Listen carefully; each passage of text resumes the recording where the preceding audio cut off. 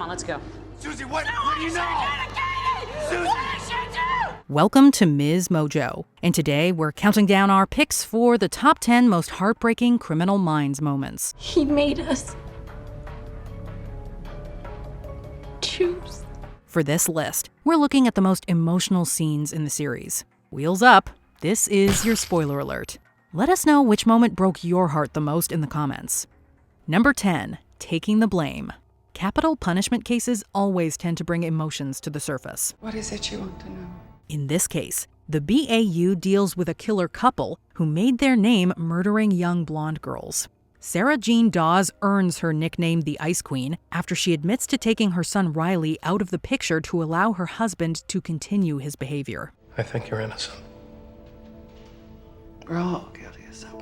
Gideon finds a newspaper clipping that suggests Sarah has been falsely imprisoned and that her son is still alive. Still, she refuses to give up his whereabouts. It may save her life, but Sarah wants to protect him and shield him from his parents' true identity. Her last request is to let her die with Riley's innocence intact. There's no greater gift in life than that of being a parent.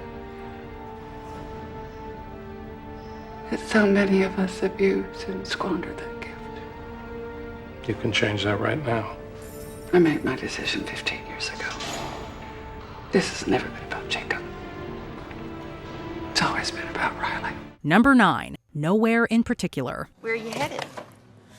Nowhere in particular. Agent Gideon truly served as the heart of the team for the first couple of seasons, which made Mandy Patinkin's exit all the more heartbreaking. But I've already told you. I just don't understand any of it anymore. It's not difficult to sympathize with the need to get away from the gruesome reality of working for the BAU. Day after day, the team is subjected to horrific violence and mentally unstable unsubs, all while being put in harm's way. After losing a longtime friend to an unsub, he thinks throwing himself back into work would be a good distraction. I'm coming in. No.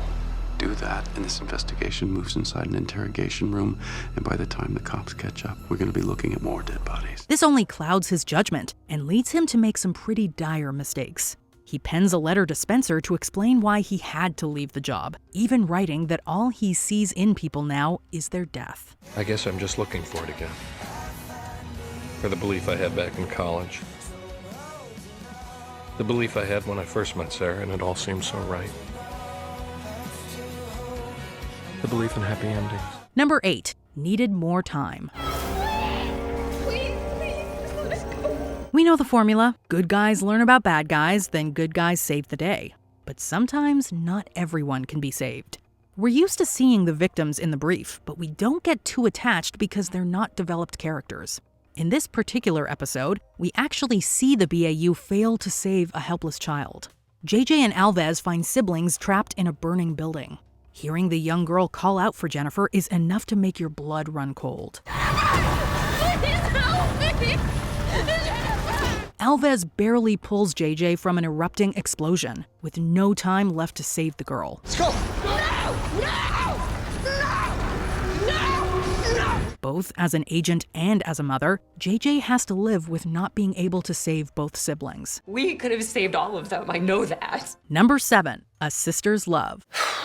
Memories are coming back, and they are not good memories, you know? JJ has always exhibited incredible strength throughout the series, but especially so when her private life and work life collided. It was briefly mentioned that her sister had passed away when they were young, but we finally learned the nauseating story behind Rosalind's demise. Just before her death, she gave JJ one of her necklaces. Because no matter what happens, I'll always love you, JJ.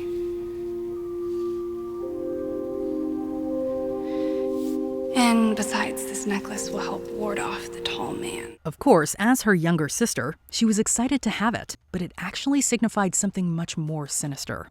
JJ learns that her sister gave her the jewelry to ward off her abuser, their school's guidance counselor.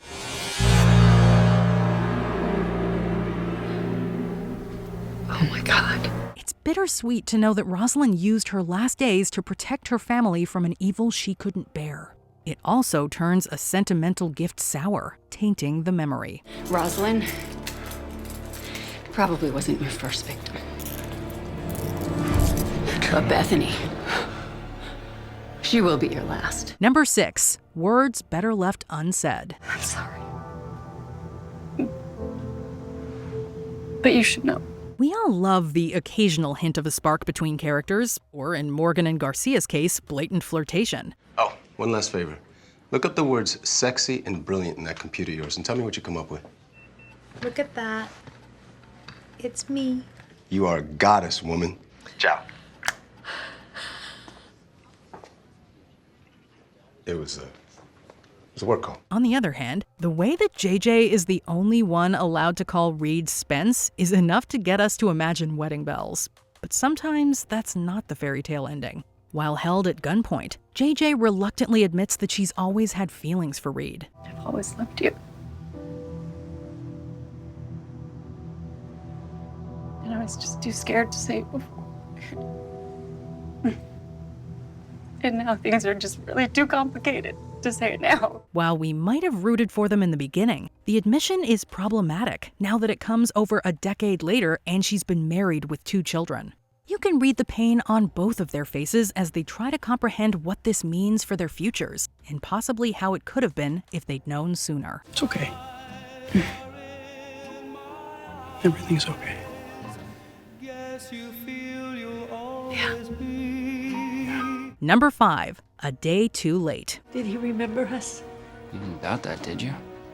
Remembering you was the only way we survived. Any case the BAU takes on is bound to be grisly, but the ones involving kids are particularly hard to watch. The team profiles a pair targeting children. All I'm saying is if we go from a single abduction to multiple abductions over 10 years, that changes everything.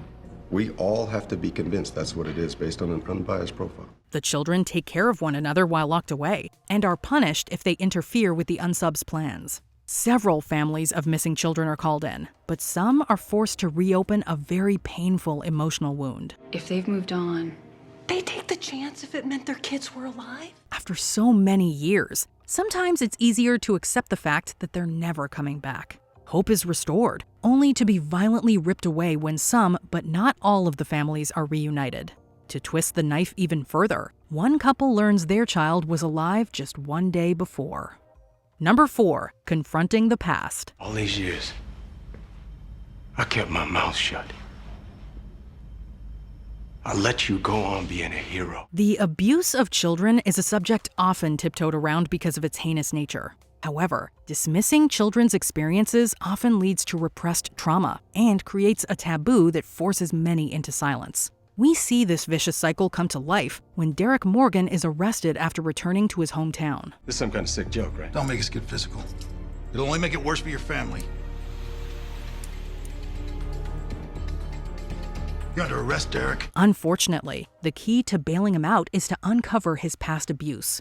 We learn that, like many other young boys from his neighborhood, he was assaulted by one of the most respected members of the community. Whatever lies James told you... They're not lies! You did the same thing to me! The emotional confrontation is painful to watch, but allows Morgan to release all of his pent-up anger and sadness. Because of you, I'm somebody who gets to spend the rest of his life making sure guys like you go down. It's almost cathartic as he lets go of his dark past.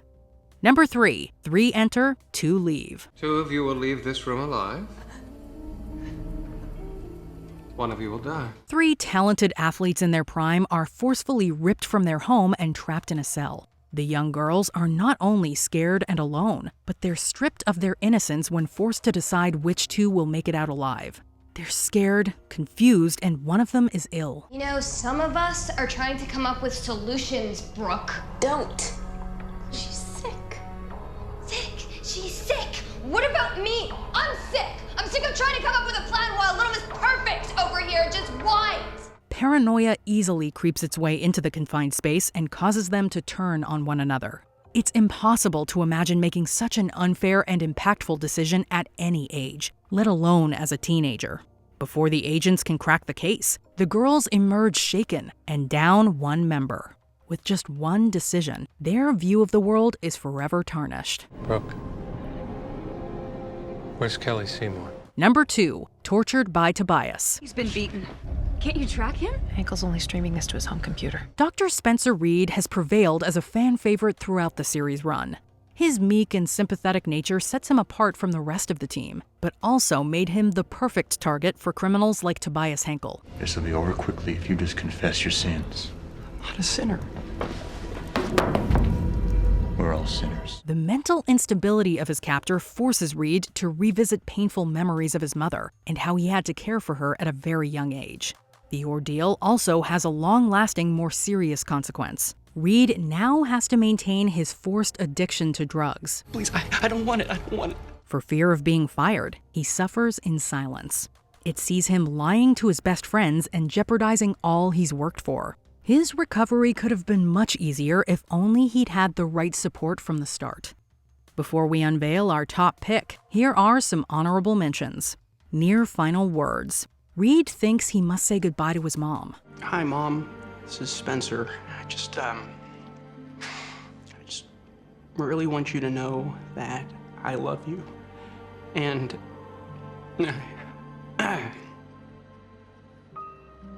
I need you to know that I spend every day of my life proud to be your son. Cleaning up.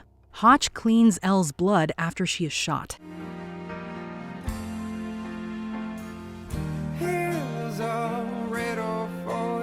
Familial monster. A couple abducts their niece. You took her. A 6-year-old, vulnerable child who trusted you, who trusted your husband. You need to tell me where she is. Shoes. More than 100 victims that will never be found. We said we were looking for 10 missings. There's got to be over 100 pairs of shoes in that thing. Mommy, where are you? Reed's mother is kidnapped. Time to go. Time to go.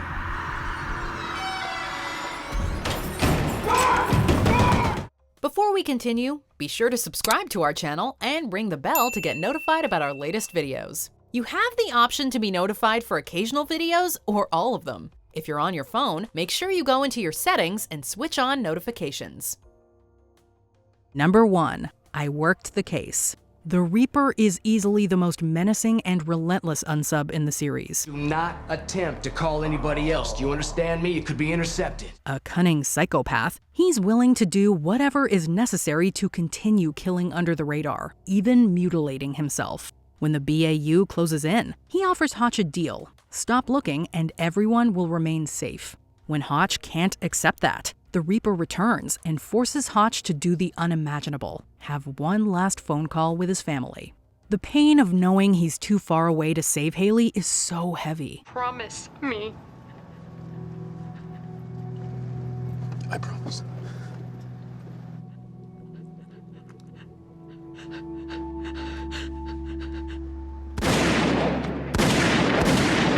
Luckily, he is able to keep Jack safe, but now he has to raise him alone and explain what happened to his mom. I'm so sorry, Hotch. Do you agree with our picks? Check out this other recent clip from MsMojo, and be sure to subscribe and ring the bell to be notified about our latest videos.